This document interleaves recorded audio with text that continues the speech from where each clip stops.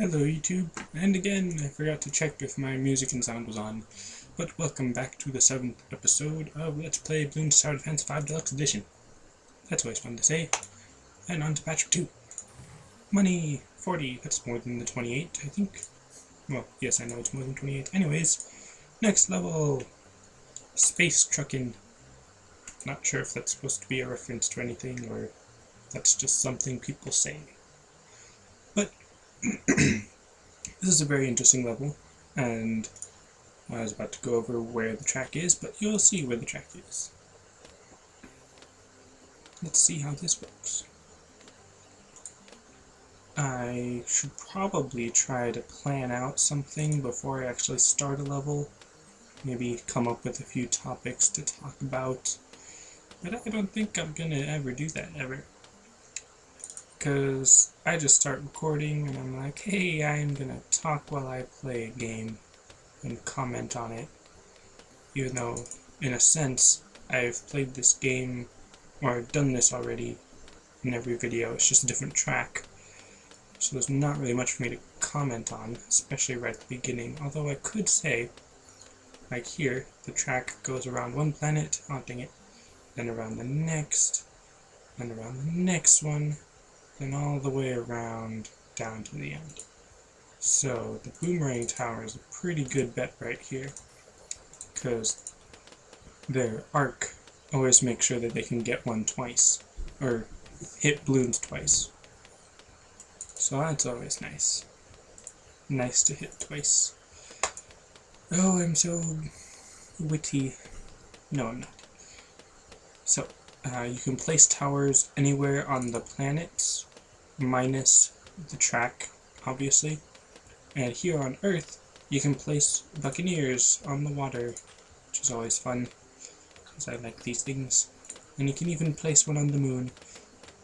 Just not a buccaneer, just a tower. You can't place towers on space, or the sun. Which is kind of lame.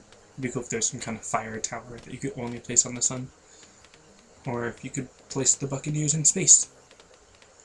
But anyways, I'm no astronomer or anything, but obviously this is Earth. And then I'm guessing this is Mars? I don't remember if Mars is closer or farther from us, from the sun to us. But then, could have sworn that would make this Venus, and then that would be Mercury. Because we're the third planet, so it'd be Mercury, Mars, Earth, Venus, I think. But I never looked this up. And it's been years since we learned about it in school. Which, I mean, it should be common knowledge by now. But obviously it's not common enough. Gonna make him the Glaive Ricochet. So that's always awesome. It's very helpful. Except for those times when the Bloons aren't that close together. And it's almost useless. But, you know, that's... as I was about to say, that's really rare. It happens. But that's much more common and much more fun. Crow's Nest lets you detect camo balloons. Even though my regular boomerang thrower is doing great on his own. And I think I mentioned it briefly, but I'll go over it again. There's a few things that you really want to make sure you have in your team, in your tower defenses. I just heard a strange noise.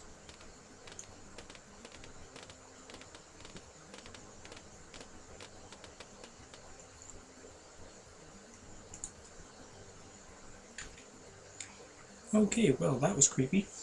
I just walked around the house because I heard, or it sounded like this loud kind of crashing noise, like the oven door closing or something, but I'm home alone.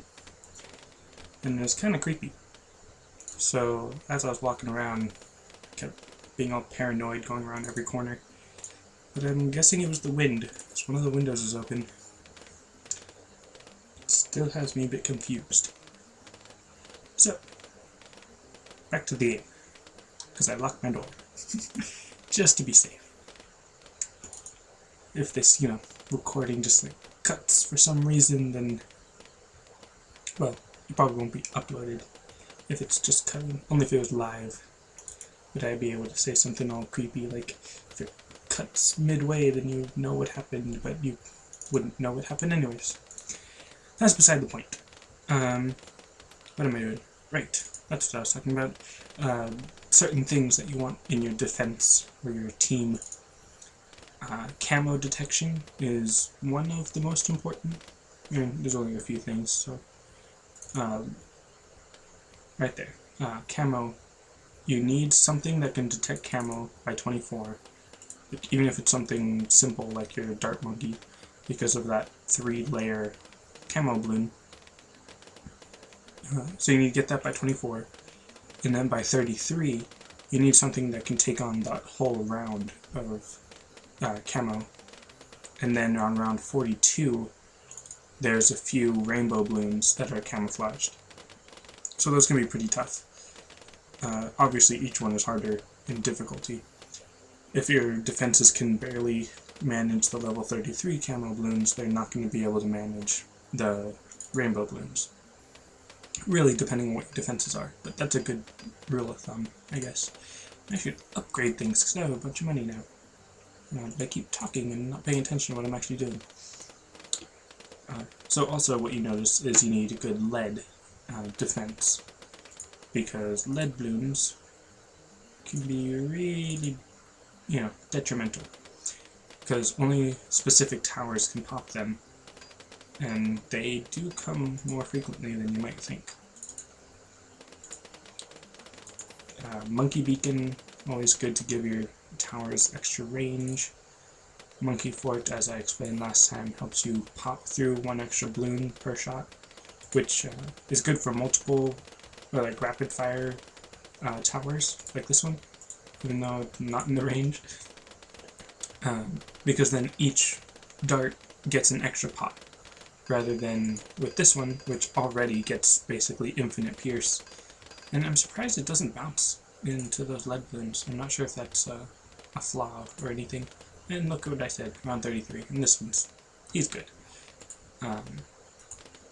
But also, you can get the radar scanner to allow you to detect camouflage balloons, and then you can also get the jungle drums to increase their rate of fire, which really is only affecting my boomerang thrower.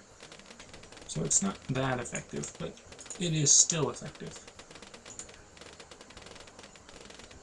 I'm not sure what next I should place, because another thing that you should use is what I'll call a path buster, meaning when there's a big stream of them, or in groups, you need something that can attack a big group, rather than just like the bombs. Well, I guess the bombs kind of work, because they have splash damage, but like a sniper is really bad at being a path buster, because it only pops 1 balloon at a time in a slow period of time. It has its upgrade to make it shoot really fast, but even then, you would need a lot to be able to really use it as a path buster.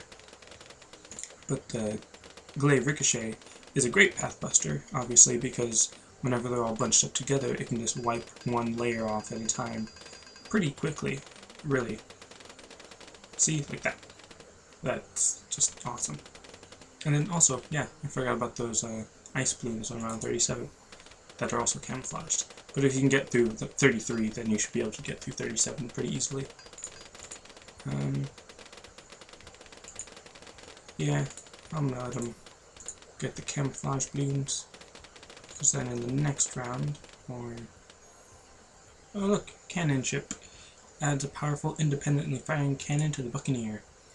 It's good if you're just using Buccaneers and you need a lead buster, but since I have already got a path and lead buster, I'm not going to use it. And still, I mean, that should be able to just pop through those leads. But nevertheless, I think that's how you would use that word. I shall use my Super Monkey, which is the 3rd thing that well, 4th thing that I'll talk about, the Blimp Buster. Because even if you're on easy, you're going to face at least 3 blimps, the Moab class balloons. So you're going to need something that can take them out fairly easily. The Destroyer, or the Buccaneer, is pretty good at it, good at the job of taking down blimps, but it's not enough on its own. The Boomerang Thrower, if it's on its bionic boomer, then again it's decent, I guess, but not enough on its own. Together they might be enough, maybe, but with the Super Monkey, then that really brings it all home. In Monkey Town, all balloons popped by towers within the radius of the Monkey Town get 50% more cash per pop. It's really good, except it's really expensive. So, you know, if you want to save up the money to spend all of it on that, and because of the camo detection, I didn't even need my Buccaneer. As I was saying, the Monkey Town, it's expensive, but it's really only effective if you are on hard or on medium, because then, say it costs, we'll just round it up, 10,000. That means that you spent 10,000 in order to make 50% times more with all the towers within the radius. Meaning you'd have to pop 20,000 to be able to pay back that 10,000 that you put into it. Now, getting that 20,000 would be easier because of the popping that you're doing, I guess, but it still takes a while to really pay for itself, if that makes sense.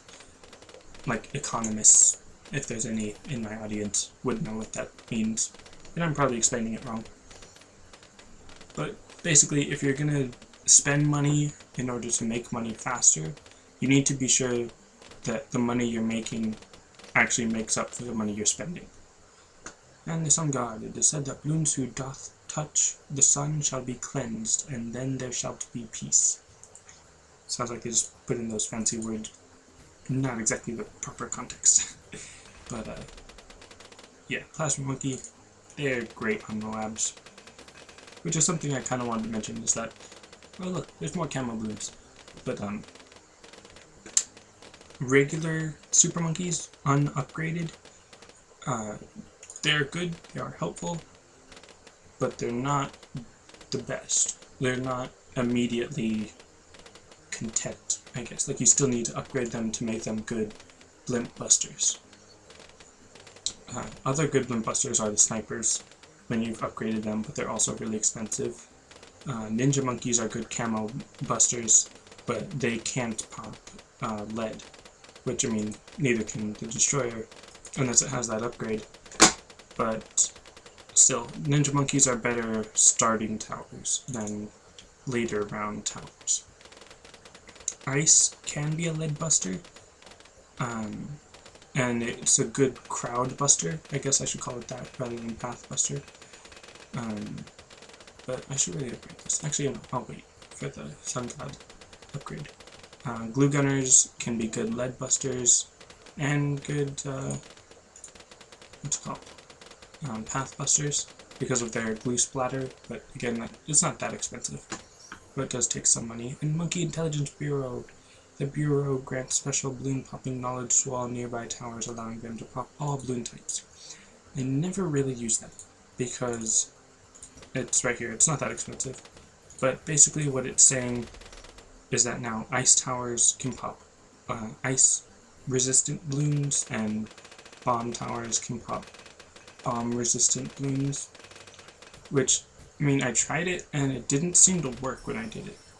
Anyways, rank 23, Tac Shooter Tier 4 upgrade. Ring of Fire causes rapid and savage fiery damage to balloons in its radius. Blade Maelstrom strafes the entire screen with spinning blades.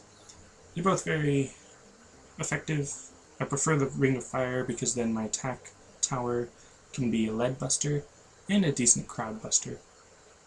But the Blade Maelstrom, I never really use it, just because I never really use the right path upgrades. And I guess at the end of that, I shall call this episode over.